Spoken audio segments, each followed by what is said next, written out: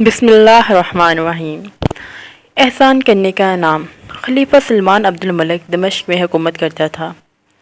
اس کے زمانے میں جزیرہ میں ایک شخص خزیمہ رہتا تھا۔ جزیرہ اس علاقے کا نام تھا جو فرات اور دجرہ کے درمیان واقع تھا۔ خزیمہ بڑا صاحب ثروت اور بااثر آدمی تھا۔ خود نہایت اعلیٰ ادبی ذوق رکھتا تھا، ادب کی قدر کرتا تھا، غریبوں اور محتاجوں کی امداد کرتا تھا۔ اس کا حلقہ احباب بڑا وسیع تھا۔ اپنی ساری خوبیوں کے سبب وہ جزیرہ میں بہت ممتاز سمجھا جاتا تھا۔ سارے دن ایک جیسے نہیں ہوتے۔ خزیمہ پر بھی جو مصیبت آئی تو زندگی کا سارا نقشہ ہی بدل گیا۔ نہ دولت رہی نہ ثروت، احباب ساتھ چھوڑ گئی، دوستوں کی بے وفائی سے اس کا دل انتہائی مایوس ہو چکا تھا۔ اس نے ارادہ کر لیا کہ تمام دنیا سے منقطع ہو کر کنج عافیت میں بیٹھ کر زندگی کے باقی دن خدا کی یاد میں گزار دیں۔ وقت گزرتا گیا، 21 سال ہو چکے، مگر خزیمہ کی قسمت کا پانسا نہ بدلا۔ ان دنوں جزیرہ کا گورنر اکرمہ تھا، جو بڑے بلند اخلاق کا مالک تھا۔ اس کے دربار میں کسی موضوع پر بحث ہوتے ہوتے خزیمہ کا ذکر آ گیا، اور یہ ذکر آیا کہ اب وہ بڑی قسم برسی کی حالت میں زندگی گزار رہا ہے۔ اکرمہ نے خزیمہ کے حالات سے متاثر ہوئے بغیر نہ رہ سکا۔ اس وقت وہ خاموش رہا۔ بحث کا رخ کسی اور طرف مڑ گیا۔ رات کے سائے میں جب شہر کے لوگ گہری نیند سوئے ہوئے تھے، اکرمہ خاموشی کے ساتھ اپنے بستر سے اٹھا اور اشرفیوں کی ایک تھیلی لے کر اپنی ایک غلام خاص کو ہمراہ لے کر محل سے نکل گیا۔ خزیمہ کے گھر کے قریب پہنچ کر اپنا گھوڑا غلام کے سپرد کیا اور رات کی تاریکی میں گم ہو گیا۔ اس نے خزیمہ کے دروازے پر جا کر دستک دی۔ خزیمہ کے ہاں ایک عرصے سے کوئی ملاقاتی نہ آیا تھا۔ وہ حیران ہوا کہ ایسے وقت میں کون آ سکتا ہے۔ اس نے دروازہ کھولا۔ اکرمہ نے سلام کیا اور تھیلی دیتے ہوئے کہا، دوست، کہ تیری ضرورت کے لیے ہے۔ اکرمہ لوٹنے ہی والا تھا کہ خزیمہ نے جلد اس کا دامن پکڑ لیا اور پوچھا، میرے محسن، تم کون ہو؟ اکرمہ نے جواب دیا، اگر یہ بتانا ہوتا تو رات کی اس طریقے میں کیوں آتا؟ یہ تھیلی کبھی نہ لوں گا جب تک تم مجھے یہ نہ بتاؤ کہ تم کون ہو۔ اکرمہ نے کہا، تم مجھے دکھیوں کا سہارا کہہ لو۔ خزینہ اپنے متعلق کچھ اور بتاؤ۔ مگر اکرمہ نے جھٹکے سے اپنا دامن چھڑا لیا اور آن کی آن دور جا چکا تھا۔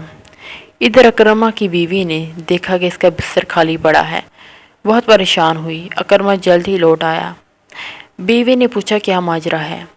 اکرمہ بولا، اگر یہ تمہیں بتانے والی بات ہوتی تو تم سے چھپ کر کیوں جاتا؟ بیوی یہ جواب سن کر مطمئن نہ ہوئی۔ اس نے اصرار کیا۔ مجبور ہو کر اکرمہ نے سارا واقعہ سنا دیا اور تاکید کی کہ کسی کو نہ بتائے۔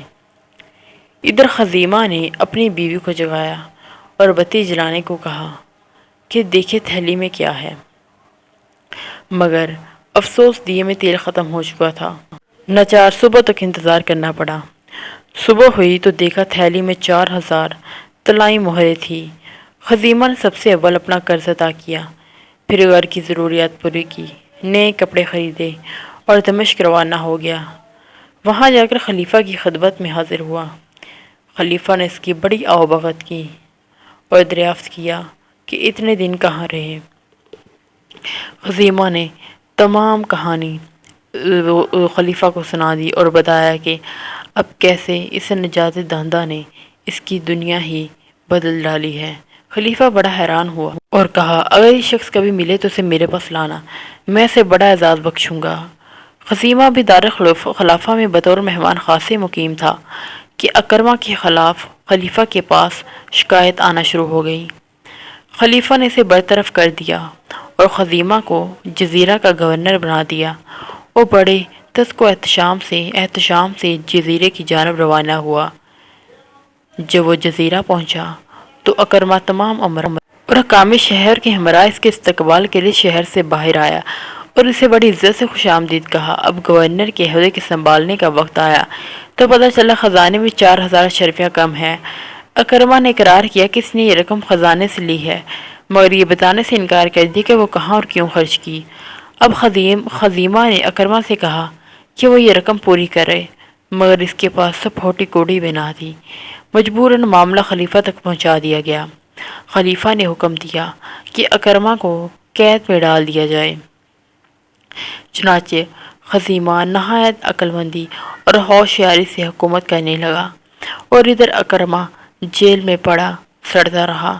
اس کی صحت خراب ہونے لگی اور اس کی بیوی مایوس ہو گئی۔ اب بیوی کا ضبط کا یارانہ نہ رہا۔ اس نے لونڈی کو بلایا اور کہا خفیہ طور پر گورنر کے پاس جاؤ اور اس کو بتاؤ کہ اس کا محسن کس حال میں پڑا مر رہا ہے۔ لونڈی نہایت چلاک، ہوشیار اور دلیر تھی۔ وہ نہایت پھرتی سے گورنر کے پاس پہنچی، اسے سلام کیا اور کہا اسے ایک خفیہ پیغام دینا ہے۔